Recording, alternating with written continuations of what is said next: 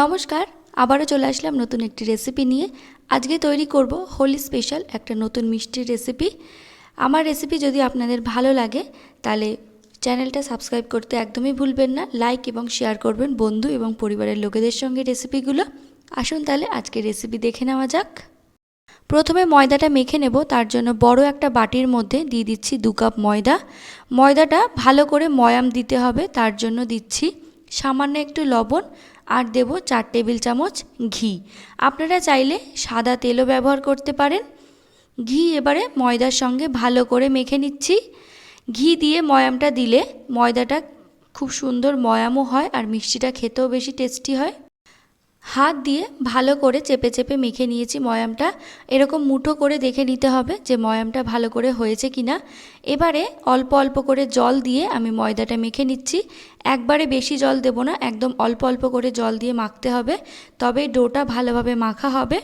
ডোটা রুটি বা পরোটার মতন অতটা নরম করে মাখবো না, একটু শক্ত করে মাখবো। ময়দার ডোটা আমি মেখে নিয়েছি, এরকম শক্ত করেই মাখতে হবে। এবারে এটাকে ঢেকে আমি আধ ঘন্টার জন্য রেখে দিচ্ছি। অন্যদিকে গ্যাসের ওপরে একটা ফ্রাইং প্যান গরম করে নিয়েছি, তার মধ্যে 2 টেবিল চামচ ঘি দিয়ে দিলাম। ঘিটা গরম হয়ে গেলে এর মধ্যে দিয়ে দিচ্ছি 1 কাপ দুধ। আজকের এই মিষ্টির খোয়া ক্ষীরটা বাড়িতেই তৈরি করব, তার জন্য এখানে ঘি আর দুধ নিয়েছি। দুধটা আমি 1 কাপ নিয়েছি বড় কাপের। দুধ আর ঘিটা একটু মিশিয়ে নেব। গ্যাসের ফ্লেমটা হাইতে দিয়ে দুধ ভালোভাবে গরম হয়ে গেলে এর মধ্যে দিয়ে দিচ্ছি 1 কাপ গুঁড়ো দুধ। আপনারা যে কোনো কোম্পানিরই গুঁড়ো দুধ নিতে পারেন। গুঁড়ো দুধটা এবারে খুব ভালো করে দুধের মধ্যে মিশিয়ে নিতে হবে, যাতে কোনো দলা না থাকে।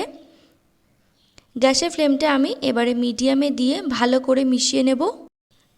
যে কোনো মিষ্টির জন্য কিন্তু খোয়া ক্ষীর আপনারা বাড়িতে এরকমভাবে তৈরি করতে পারেন। গ্যাসের ফ্লেমটা কখনো মিডিয়ামে বা হাইতে দিয়ে পুরো দুধটা শুকিয়ে নিতে হবে, ঠিক এরকমভাবেই। আস্তে আস্তে একদম পুরো শুকিয়ে যাবে আর পুরো একটা জায়গায় চলে আসবে, তখনই খোয়া ক্ষীর কিন্তু তৈরি হয়ে যাবে। দেখুন, ঠিক এরকমভাবেই তৈরি করতে হবে।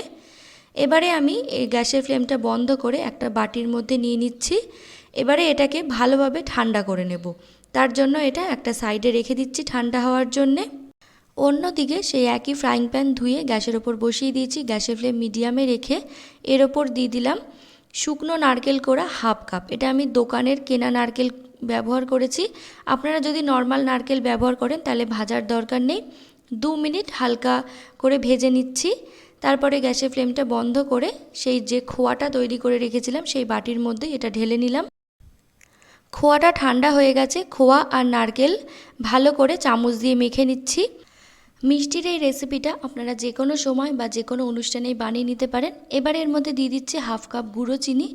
গুঁড়ো চিনিটা এই জন্যই ব্যবহার করলাম যাতে খুব ভালো করে এই পুরের মধ্যে মিশে যায়। দানা দানা থাকলে চিনিটা অনেক সময় মুখে পড়বে, সেটা খেতে ভালো লাগবে না। এখানে কিছু ড্রাই ফ্রুটস নিয়ে নিয়েছি, দিয়ে দিচ্ছি আমন্ড, পেস্তা, কাজু, কিশমিশ। আপনারা এখানে আপনাদের পছন্দের যে কোনো ড্রাই ফ্রুটস ব্যবহার করতে পারেন। সব কিছু দিয়ে খুব ভালো করে মেখে নেব পুরটা। এই পুরটা মিষ্টির ভিতরে দেওয়ার জন্য আমি তৈরি করলাম। এবারে এটা মাখা হয়ে গেছে, একটা সাইডে আমি সরিয়ে রাখছি। পুরটা ঠিক এরকমভাবে তৈরি করতে হবে। অন্যদিকে যে ময়দাটা মেখে রেখেছিলাম সেটা আধ ঘন্টা হয়ে গেছে আর দেখুন অনেকটাই নরম হয়ে গেছে। এখান থেকে লেচি করে নিচ্ছি। লেচিটা একটু বড় সাইজের নিলাম। এবারে এটা বেলে নিতে হবে। কোনো কিছু তেল বা গুঁড়ো ময়দা ছাড়াই আমি এটা বেলে নিচ্ছি। যদি আপনাদের বেলতে অসুবিধা হয় আপনারা তেল বা একটু গুঁড়ো ময়দাও ব্যবহার করতে পারেন। যেরকম আমরা রুটির মতো করে বেলি ঠিক সেরকমভাবে বেলে একটা সিলের বাটি দিয়ে মাঝখানটা গোল করে কেটে নিচ্ছি, যাতে প্রত্যেকটা মিষ্টি এক রকমেরই হয়। আর একটু ময়দাটা মোটা করে বেলতে হবে। এবারে যে পুরটা নিয়েছিলাম সেটা হাতের মধ্যে একটুখানি গোল পাকিয়ে সেটা এই যে লুচির মতন বেলে নিয়েছি তার মাঝখানটা দিয়ে সাইডটা জল দিয়ে দিচ্ছি, যাতে এটা যখন আমি ভাঁজ করব মানে ফোল্ড করব তাহলে খুব ভালোভাবে দুটো মুখ লেগে যাবে, তার জন্য একটু জল দিয়ে নিতে হবে। এবারে দুটো মুখ ভালোভাবে হাত দিয়ে চেপে নিতে হবে। যেরকম আমরা পুলি পিঠে তৈরি করি ঠিক অনেকটা সেরকমই। দেখলেনই তো, বানানো একদমই খুব সহজ আর খেতেও কিন্তু দুর্দান্ত হয়। এরকম করেই আমি বাকি মিষ্টিগুলোও তৈরি করে নিয়েছি।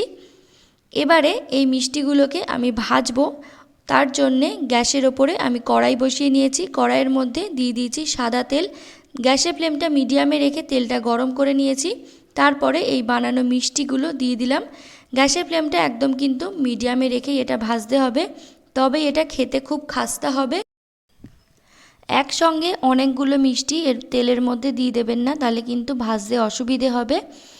এরকম করে লাল করে ভেজে নিয়েছি, এবারে তেল ছেঁকে আমি তুলে নেব। বাকি মিষ্টিগুলো এরকম করে ভেজে নিচ্ছি। ভাজা এই মিষ্টিটা খেতে খুবই ভালো লাগে, ওপর থেকে একদম খাস্তা হয় আর ভিতরটা খুবই নরম হয়। দেখুন আমি একটা ভেঙে দেখাচ্ছি। আপনারা কিন্তু এটা যে কোনো সময় বাড়িতে তৈরি করতে পারেন, খেতে কিন্তু খুবই ভালো লাগবে। এরকমই নতুন নতুন রেসিপি দেখার জন্য আমার চ্যানেলটা সাবস্ক্রাইব করতে একদমই ভুলবেন না। লাইক এবং কমেন্ট করে জানাবেন আজকের এই রেসিপি আপনাদের কেমন লাগলো।